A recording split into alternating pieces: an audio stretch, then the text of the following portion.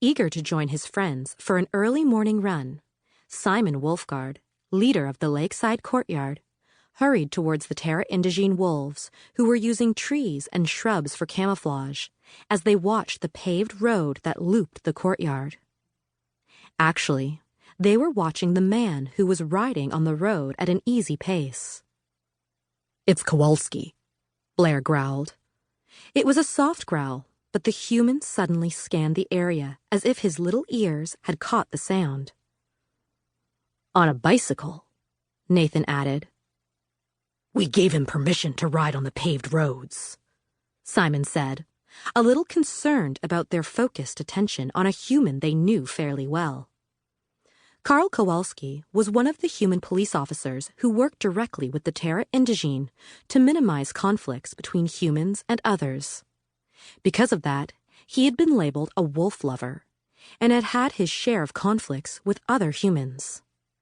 The latest incident had happened the prior week when a car accidentally swerved and almost hit Kowalski while he was taking a bicycle ride before work. Because the Terra Indigene viewed that as a threat to a member of their human pack, Simon, Vladimir Sanguinati, and Henry Beargard, members of the Courtyard's Business Association, decided to allow the human pack to ride on the Courtyard's paved roads. Simon had thought all the wolves had been told about the Business Association's decision, especially Nathan, who was the watch wolf at the liaison's office, and Blair, who was the Courtyard's dominant enforcer. But this was the first time any of the humans had ventured to ride on a road that still had "Trespassers will be eaten" signs posted as a warning. "Bicycle, Simon." Blair's growl wasn't as soft this time. Must have been loud enough for human ears, because Kowalski started to pedal a little faster. "Oh, bicycle." Now Simon understood the real focus of the wolves' attention, the reason for their excitement. Humans had ridden bicycles up to the Green Complex as well as a few other places in the courtyard, and the wolves had been intrigued by the two-wheeled vehicles. But those instances had been about transportation to or from a task. This could be something else. A game of chase? Jane, the Wolfgard bodywalker, asked hopefully. "Kowalski could be play-prey," Nathan said. "Does he know how to play chase?" Blair asked. "He's a police officer," Nathan replied. "He chases other humans all the time." "Doesn't mean he understands our game." Simon thought Nathan's opinion of police work was skewed more toward hopeful than accurate.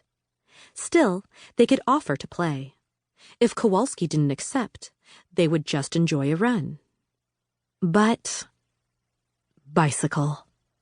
Simon really wanted to chase one. "Let's find out." The wolves charged up the road, Simon and Blair in the lead as they swiftly closed the distance between the pack and their play-prey. But would they have a game? Kowalski looked back. His eyes widened, and he pedaled faster. Yes! "We don't catch, only chase," Simon said. He's fast. Jane surged ahead of the males, pulling up alongside the bicycle's back wheel in seconds. "Don't grab the wheels," Nathan said. "If you catch a tooth in the spokes, you could break your jaw or worse." I was listening when Officer Carl told the puppies about the dangers of biting wheels, Jane snapped, clearly offended by Nathan's unwanted warning. She moved up a little more, now in position to play-bite Kowalski's calf. Kowalski glanced at Jane and pedaled faster. Instead of going over the bridge that would take them into the Hawk Guard section and commit the human to the big loop within the courtyard's 300 acres, Kowalski turned onto the road that ran alongside the Elemental's lake, heading back toward the Green Complex.